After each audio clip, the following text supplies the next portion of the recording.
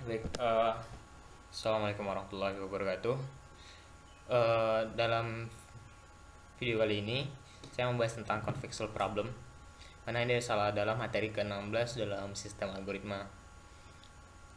Eh, Langsung saja. Sebelum kita masuk ke contextual ini, kita harus paham dulu nih tentang algoritma geometri. Ini agak sedikit berbeda dengan eh, beberapa algoritma gitu.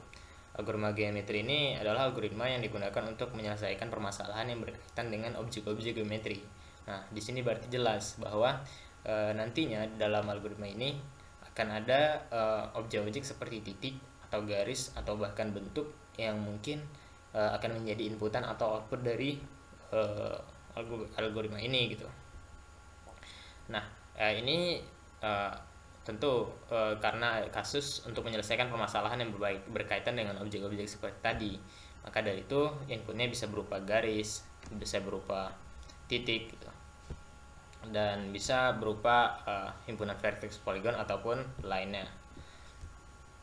Uh, di sini bisa dilihat uh, setelah kita membahas tadi bahwa inputannya bisa berupa titik.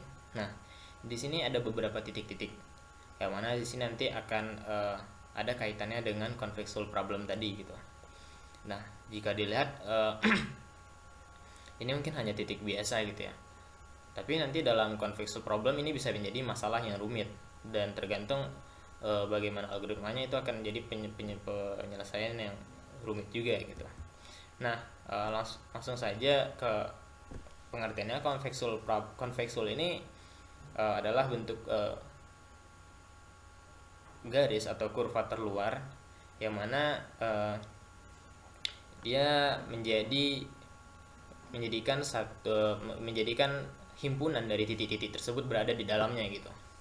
Nah, di sini ada dua bentuk, yang mana salah satunya adalah convexual, yang satunya lagi concaveful. Nah, bedanya apa?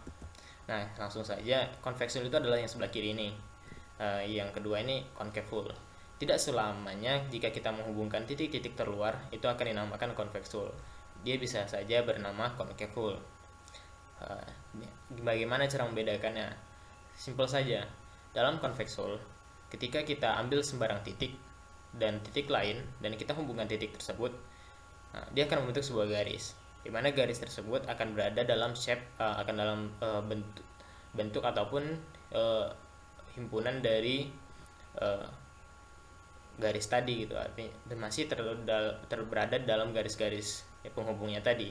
Nah, berbeda dengan concaveful ini. Apabila saya tarik titik dari titik ini ke titik di bawahnya, nah, terlihat bahwa di sini ada garis yang keluar. Dia akan membentuk garis, namun dia akan keluar dari shape atau bentuk yang menghubungkan antar titik-titik terluar tadi.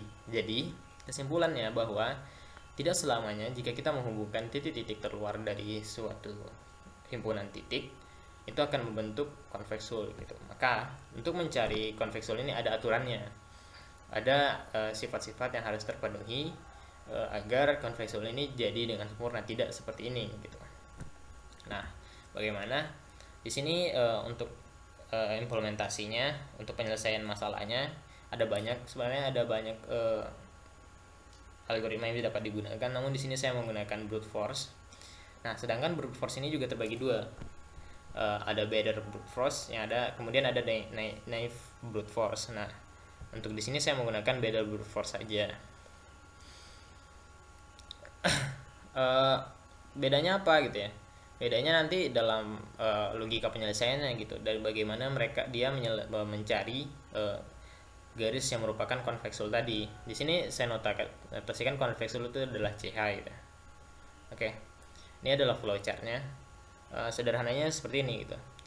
Pertama itu kita mencari koordinat titiknya gitu, menentukan koordinat titiknya berupa inputan. Di sini kan kita inputan koordinat titiknya. Kemudian kita cari kombinasi garis dari dua titiknya. Dua titik tadi akan dihubungkan atau akan menjadi sebuah garis itu kan. Nah, garis-garis tadi itu yang harus kita cari dan kemudian kita bandingkan dengan titik lain untuk menentukan apakah dia termasuk ke dalam convexual atau enggak gitu. Bisa dikatakan bagian dari convexual atau tidak. Nah, bagaimana caranya?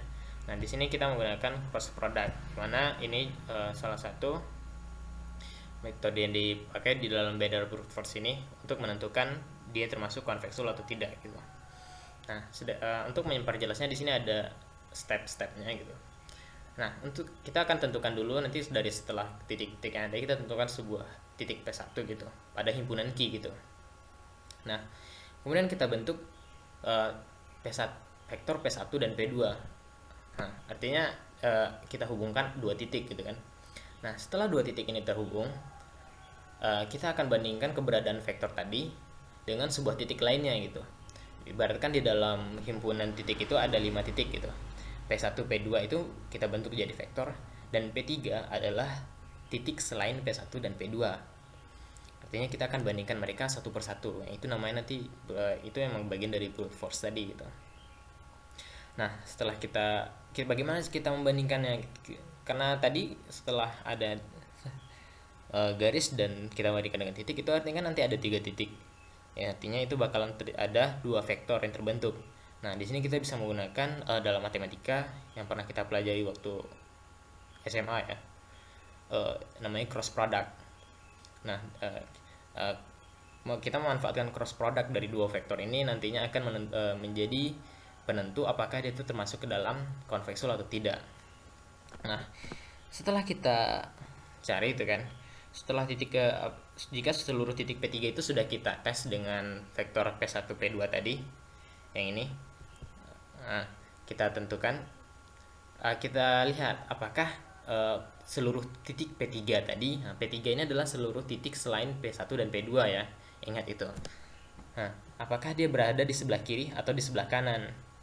Nah, jika dia hanya satu, ibaratnya dia hanya di kanan atau hanya kiri saja, nah itu bisa dikatakan sebagai convexual tadi.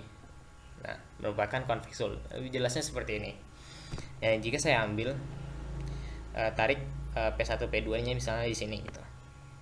Nah, setelah satu vektor terbentuk, kita bandingkan vektor ini dengan titik lain. Misalnya saya bandingkan dengan titik yang di sini. Saya coret warna merah gitu kan. Nah, dengan cross product tadi gitu, kita bandingkan. Setelah itu kita coba, setelah dengan titik ini kita coba dengan semua titik lain. Titik lain selain P1 P2 ini adalah P3. Kita coba semua titik gitu kan, untuk kita bandingkan menggunakan cross product. Nah, apabila nantinya P3 nya itu berada di sebelah kanan atau di sebelah kiri dari vektor P1 P2 ini, maka dia bisa dikatakan sebagai convexual. Jika dia berseberangan, ada sebagian yang berada di sebelah kiri, ada sebagian yang di sebelah kanan, itu namanya bukan convexual. Nah, langsung masuk ke pseudocode-nya saja gitu. Nah, dalam pseudocode algoritma brute force, Better brute force ini ada 3 iterasi dasarnya. Pertama, kita tentukan dulu titik-titiknya itu. Kemudian kita harus menentukan pasangan 2 titik yang membentuk garis gitu ya. Setelah itu kemudian kita bandingkan vektor tersebut dengan titik-titik gitu, semua titik dari himpunan titik yang telah ada gitu, yang tadinya akan kita menggunakan cross product yang kita bandingkan ke setiap titik dari himpunan titik tersebut. Nah, untuk masalah kompleksitas waktu dalam Better brute force di convexual ini, kompleksitas waktunya adalah n pangkat 3, sedangkan memorinya adalah sesuai dengan permasalahan ya. Artinya ya tergantung dari titik-titiknya juga gitu ya kan. Nah, setelah kita belajar tentang convexual tadi, tentu ada pertanyaan, apa implementasinya, untuk apa? Nanti akan dijelaskan lagi, cuman dalam singkatnya saja bisa digunakan dalam sistem informasi atau pemetaan geografis. Kemudian ada misalnya kita untuk menentukan penyebaran suatu populasi, atau pagar terpendek, atau batas aman dan terluar, nanti yang akan dijelaskan apabila ada pertanyaan. Baik, sekian, terima kasih. Assalamualaikum warahmatullahi wabarakatuh.